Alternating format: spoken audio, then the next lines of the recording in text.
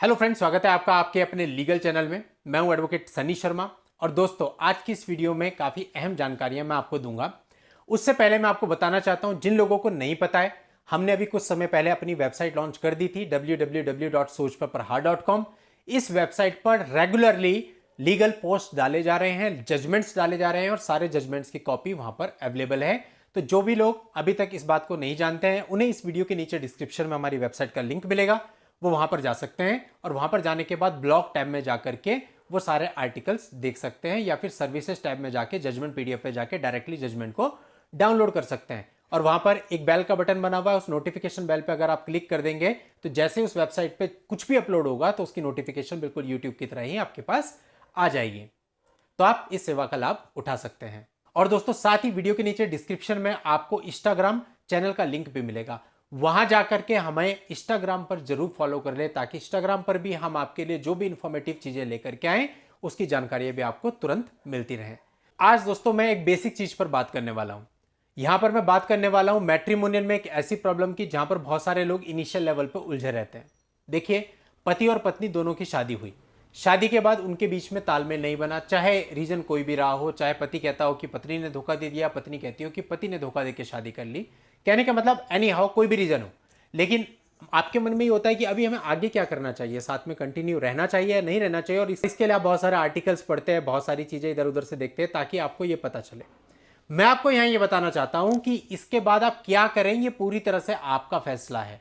क्योंकि दूसरा व्यक्ति या दूसरा कोई आर्टिकल या कोई वीडियो आपको केवल जनरल रेफरेंस में चीजों को बता सकता है, लेकिन आपकी परिस्थिति क्या है, आप सामने वाले से इमोशनली कैसे अटैच्ड हैं, आप अपनी लाइफ को आगे कैसे ले जाना चाहते हैं, ये सारी चीजें आपके ऊपर डिपेंड करती हैं। इसलिए यह फैसला कि आगे आपको साथ में ट्राई करना चाहिए या इस चीज को यहीं पे खत्म कर देना चाहिए, वो आपका है। अब अगर ऐसा करते हैं आप, तो कई बार लड़के पक्ष से ही बोला जाता है कि भाई, अगर हम ऐसा कह रहे हैं कि हम साथ में नहीं रहना चाहते, तो हमें यह बोला जा रहा है कि हम सामने से आपके ऊपर केस कर देंगे। देखिए, सीधी सी बात है, हर एक व्यक्ति के अपने राइट हैं। अगर कोई आपके ऊपर केस करना चाहता है, आप उसको नहीं रोक सकते। आप किसी भी आदमी का हाथ नहीं पकड़ सकते कि आप मेरे खिलाफ पुलिस स्टेशन नहीं जाएंगे। अगर किसी को जाना है, वो उसका राइट है, जा सकता है। अब दोस्तों, आपको केवल अपना स्टेट ऑफ माइंड ऐसा रखना है कि यदि आप साथ में नहीं रहना चाहते हो और सामने वाली पार्टी आपके ऊपर कोई केस कर देती है, तो आपको किसी भी तरह से उस केसेस को लड़ना है। डरने से तो कुछ होगा नहीं, क्योंकि यदि आप साथ में नहीं रहोगे, सामने वाले ने केस किए तो भी आपको लड़ना पड़ेगा। और यदि आप साथ में रहते हो, कल को आपकी नहीं बनी, कोई झगड़ा हो गया, फिर उसने केस किए, तब भी आपको लड़ना पड़ेगा। तो लड़ना तो पड़ता ही है। और सीधी सी बात है, जब आप लड़ते हैं तो ऐसा नहीं है कि केवल एक ही पार्टी का नुकसान होता है, दोनों पार्टीज का नुकसान होता है। यानी इसमें लड़की का भी नुकसान है, लड़के का भी नुकसान है। अब लड़की का नुकसान कैसे है? आप लोग सोचेंगे कि भाई उसको तो मेंटेनेंस मिलता है, देना तो लड़के को पड़ता है, तो लड़की का नुकसान कैसे हुआ? देखिए दोस्तों, मेंटेनेंस तक ही सब सीमित नहीं होता, मेंटेनेंस के बाहर भी बहुत चीजें होती हैं।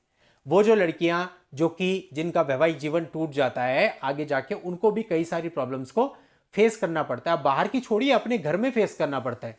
क्योंकि शुरुआती दौर में तो ये होता है कि सभी लोग सपोर्ट करते हैं, रिश्तेदार भी सपोर्ट करते हैं, पेरेंट्स भी सपोर्ट करते हैं, लेकिन एक समय के बाद वो अपने आप को अकेला महसूस करती हैं।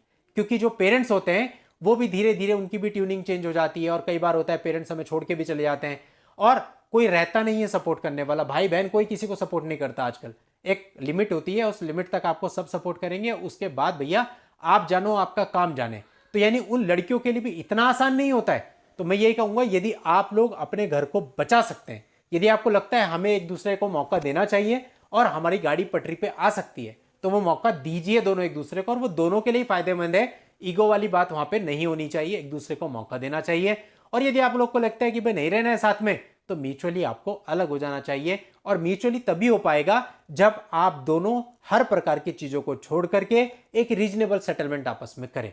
यदि चीजें रीजनेबल नहीं होंगी तो सेटलमेंट भी कभी नहीं बनेगा, म्यूचुअल डाइवोर्स भी कभी नहीं बनेगा। और अगर आप कोर्ट में जाएंगे तो डेफिनेटली दोनों ही पक्षकारों का काफी समय कोर्ट में लग जाएगा। और समय का मतलब है सीधी सीधी आपकी एज। यानी कि अगर आप 30 में मैट्रिमोनियल डिस्प्यूट शुरू करोगे तो 45 हो जाएगी लड़ते लड़ते, उसके बाद फिर कुछ बचेगा नहीं जिस चीज के लिए आप लड़ रहे हो।